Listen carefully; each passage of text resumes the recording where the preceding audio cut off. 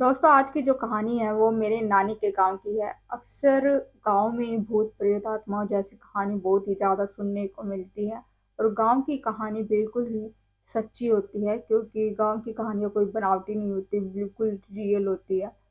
और अक्सर ये सभी चीज़ें गांव में ही देखने को मिलती हैं। तो जो आज मैं आपको स्टोरी बताने जा रही हूँ वो मेरे नानी के गांव की है। नानी के गांव का एक ऐसा कुआं, जिस कुएं को सभी लोग बताते हैं कि वो कुआं हॉन्टेड है। अगर रात के समय उस कुएं के पास कोई चला जाए तो उसे किसी की डरावनी आवाजें और चीखने की आवाजें सुनाई देती है। कहते हैं कि अगर उस कुएं के पास कोई भी चला जाए तो वो कुआं उसे अपने अंदर खींच लेती है और कोई भी उस कुएं के पास से वापस लौट कर कभी नहीं जा पाता। उस कुएं के बारे में सभी लोग, जो गांव के थे, वे सभी लोग बहुत ही अजीब बातें करते हैं और बताते हैं कि जो वो कुआं है वो एक हॉन्टेड है, श्रापित है। किसी ने उस कुएं को श्राप दे दिया था। उसके बाद से ही इस कुएं के आसपास अगर कोई आता है तो उसे अजीब डरावनी घटनाओं का सामना करना पड़ता है। और ये एक रियल है, जो मैं आपको स्टोरी बताने जा रही हूँ कुएं की, बिल्कुल सच्ची घटना जो नानी के गांव की है।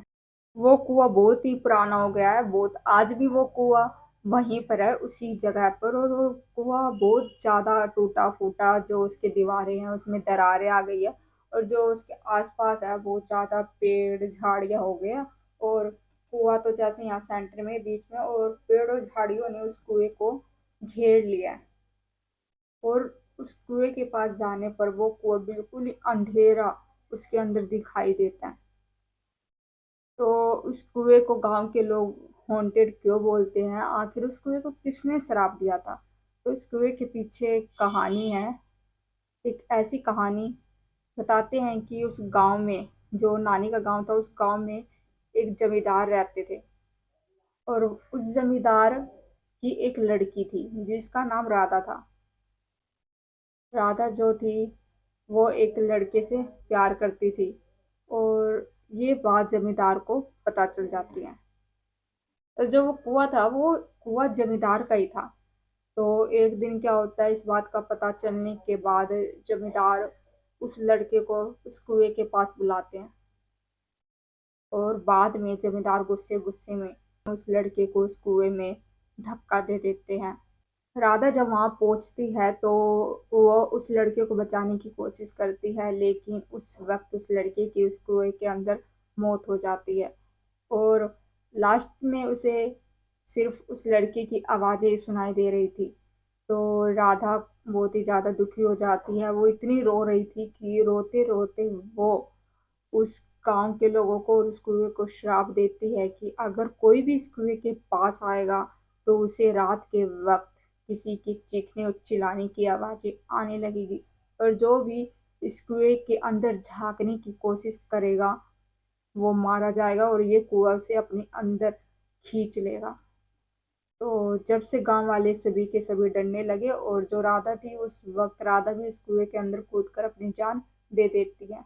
और जो गांव के लोग थे वो उस कुएं को बंद कराना चाहते थे। उन्होंने कई बार कुएं को बंद भी कराया, लेकिन वो कुआं हर बार अपने आप खुल जाता था।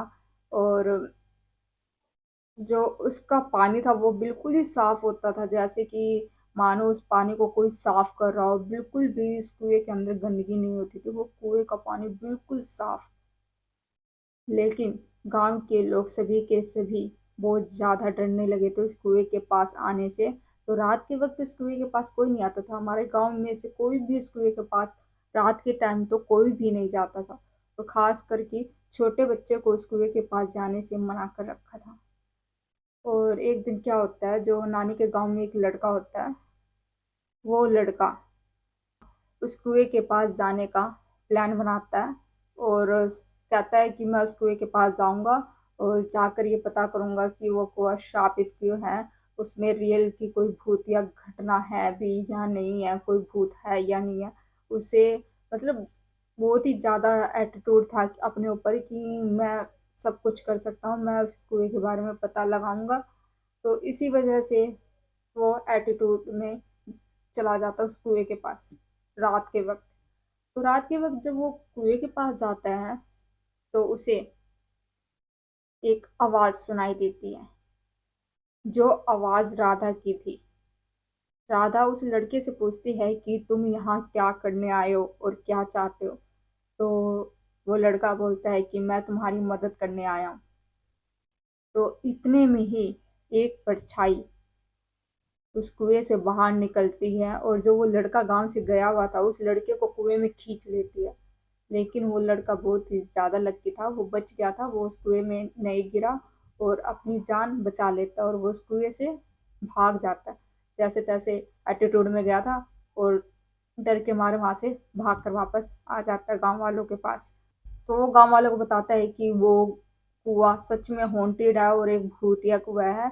उसमें एक लड़की की आत्मा रहती है जो कि मुझे उस कुएं के अंदर खींच रही थी, लेकिन मैं वो ज्यादा लगती था कि मैं बच गया और वो उस कुएं से बच चुका था। लेकिन अगर वहां कोई भी जाता था तो वो बच नहीं पाता था, वो उसकी मौत उसी कुएं के अंदर हो जाती थी।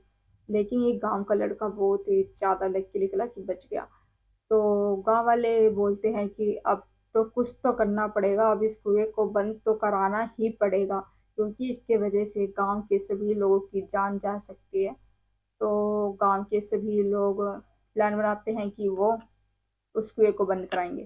तो वो जैसे तैसे करके वो कुछ करते हैं, तंत्र मंत्र करते हैं जिससे कि वो बुरी शक्ति उन पर हावी ना हो जाए। तो वो उस कुएं को आखिर में बंद करवा देते हैं और गांव के सभी लोगों ने सोच लिया था कि अब इस कुएं के पास कभी नहीं जाएंगे और ना ही कभी किसी को इस कुएं के पास आने देंगे। तो आज भी वो कुआं बिल्कुल ही खाली पड़ा है, बिल्कुल उसके पास कोई भी नहीं जाता है। वो कुआं बिल्कुल भूतिया हॉन्टेड पड़ा है और आज भी नानी के गांव वो कुआं देखने को मिलता है। तो सभी लोग उस कुएं से सतर्क हो गए और कोई भी उस कुएं के पास नहीं जाता है।